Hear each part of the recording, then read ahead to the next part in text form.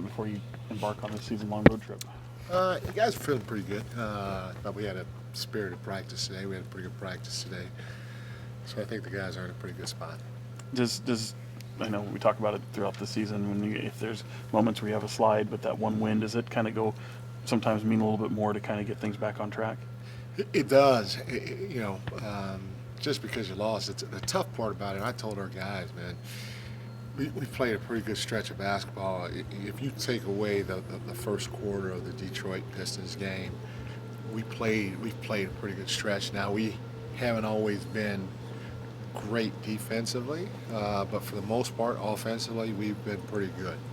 Uh, Probably our best stretch defensively, if you want to talk on the defense end of the floor, from the second quarter on, even until last night. You're going to have games like Indiana. When you have games like Indiana, you just hope that you keep fighting to give yourself a chance, which our guys did.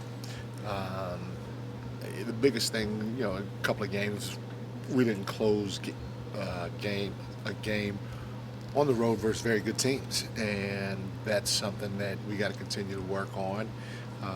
And if we were doing that, which it could easily be done, we did it last year, we'd be feeling a little different, quote unquote, because of our record, because our record would be a lot better. So I think I do. I feel like we're playing pretty good basketball. Hopefully it'll start showing more with our record. As long as we lock in and do what we need to do, starting with me in closing or finishing the games. What are some of the in-game specifics that you're hoping that are going well right now and you're hoping carry over into this road trip?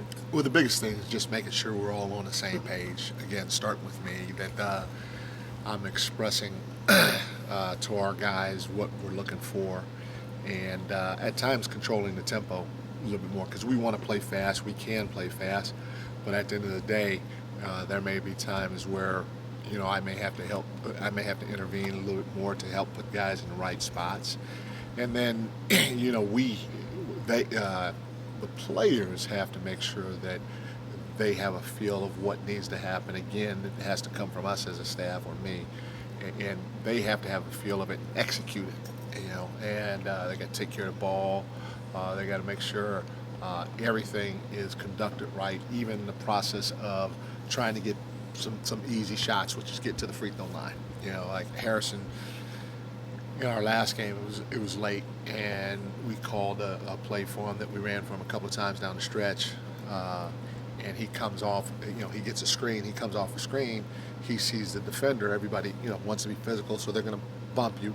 And if you avoid the contact, ref's not going to call it. But Harrison flew off the screen, ran right through the contact. They called a defensive foul. He goes to the free throw line and shoots 2 free throws. That's just a mature, smart, great feel play that he made to get 2 easy free throws at that point.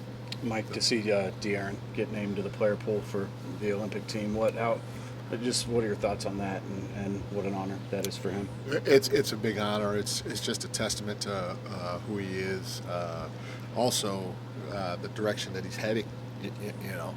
But anytime you get a chance to represent your country at the highest level, when you're talking about the Olympics, that's a special feat. Again, on top of being, how old is Dan? 19, 20, he's real young, 22, 23. He's been in the league 20 years, but he's like 25 or 23. 26 Oh, 26, okay. No, it's great, especially for a young guy that's about to enter his prime. Looking at this road stretch, you got 7 games, I think 13 or 14 days, and then bigger picture, it's like 15 out of 19 on the road. How tough is that, and how crucial is this stretch?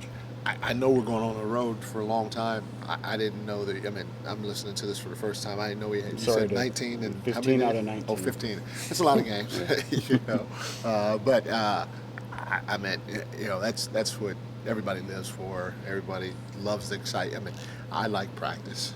Malik,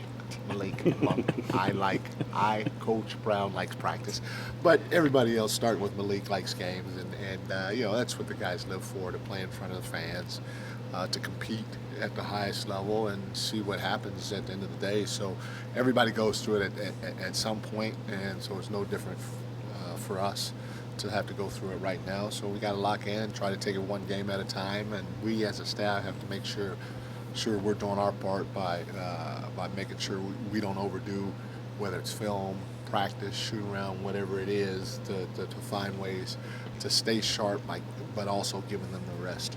To be clear, 5 of those games you've already played. So I Oh. was including the recent 5-game trip. It's not 15 of the next 19. Okay, But you can see I don't really know. Right. are you guys so acclimated to being on the road that, like, hotels and buses and airplanes, like, is not even an issue, or does it kind of, I don't know, weigh on you like some, or when you're gone that long? Yeah, I mean, it does to a certain degree because you want to be with your family. Now, I'm sorry, sorry, you're but I'm not complaining at all because the travel in the NBA is better than first class travel if you go worldwide. So please don't misinterpret this.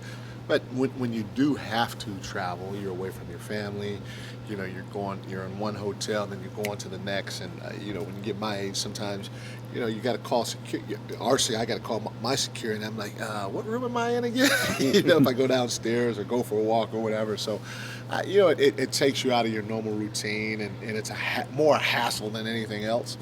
But you couldn't ask for a better way to travel than the way we do it. So, Coach, Domas has been on a tear recently, with the double-double streak, obviously, the amount of triple-doubles that he's had over the last 10 games. When you have a guy that consistent, that you can depend on day in and day out, and just know what his production brings to the court and making all those around you better, as a coach, how does that, make you feel, and how does that, help the product? it's a calming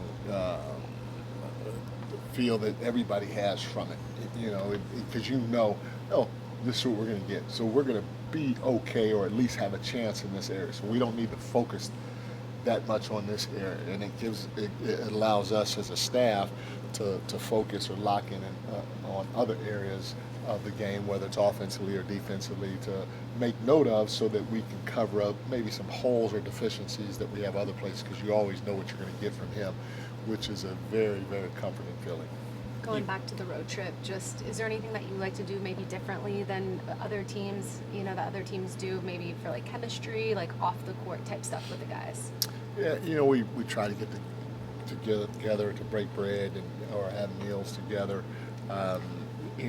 We may mix in, every once in a while, we may mix in a sightseeing deal, but everybody does it, from time to time. You don't want to do it too much, because the reality of it is we're around each other a lot, and sometimes we need a break from each other. It's just like you from your sister or brother or your parents. It's all the same, and so to try to do team functions together when we're together as much as we are, it'll happen every once in a while, but not a ton. Past couple of days, we kind of going back to the earlier thing you were talking about, where he said, kind of starting with you. I'm wondering, obviously hindsight over 2020, and you kind of might look back at even your own decision making and kind of double, second guess. Okay. I'm just wondering how much of that you've seen of late, to where you're like, man, maybe you're harder on yourself during a stretch like this. I think any time that you feel that, especially, obviously, in my opinion, you should always look in the mirror. Yeah. I don't care if you're doing good, if you're doing bad, if you're okay, you should always look in the mirror. But when you go through a stretch where you feel that the team is playing pretty good, and they're doing what they can to give us an opportunity to win down the stretch, that's when you really lock in and try to make sure you have answers, for yourself first, Mm-hmm. okay, to make sure, because what we're doing may be what the answer is, but just do it better. But maybe it's not. Maybe we might need to tweak it here or completely change it there. And so when you have a stretch of tough losses, especially where you think you had a great opportunity to win, you want to make sure that you give your team answers, and you tell them the truth. Hey, we're playing good basketball, but this is where we can get better, including me. And I'm not one to try to put it all on them, because we're all in this together, Yeah. and I have a big part in this process. And so for me and the staff, it's been, some of those games, it's catch-22, because I don't like to lose. But some of the ones that are really, really hard or tough to handle, those are when you get better. If you take the approach the right way to dissecting the film, not just when you're watching it, when you're showing it to the players, and then with what you do on the court and your messaging. And so tough losses, but I know they've helped me grow, and I feel like they've helped the team grow, and hopefully a payoff going forward. Seen a couple different guys play that backup 1 and backup 5. Is that a role that you feel like can be situational night to night, or do you hope to get to a point where you're kind of rolling out the same guys consistently? I think most of your situations can be situational, if that makes sense. Obviously you'd like to have some level of consistency when it comes to your rotation, but when you have guys that you feel confident in, you're able to pick and choose. Okay, hey, maybe this guy might be better. Maybe this guy might be better, especially during this time of the year. The one thing that I've experienced, I know when I was a younger coach, I was like, hey, this is my top 8 or top 9. I'm rolling with these guys. I've been with coaches starting with Steve Kerr, even Greg Popovich. They may throw the guy that's the 14th guy in the game on a whim. And I remember asking Steve about that, and he said, I think he said Phil used to do that every once in a while. And I said, it's interesting. I like it. And he said, it's mainly because Steve was that guy before. And I know he was that guy in San Antonio. And what it does, it keeps everybody engaged. It really keeps you on your toes, and you're like, I got to work on my game because I can get thrown in at any time. Not just at quote unquote garbage time, but at any time. And if you get thrown in, the middle of the second quarter in a 2-possession ball game, you want to be ready. You want to help the team. You want to show everybody why you should be out on the floor. And so,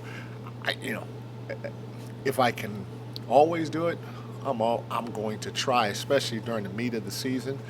I'm going to try to play as many guys as I can, if it makes sense. Thanks, everyone. Thank you.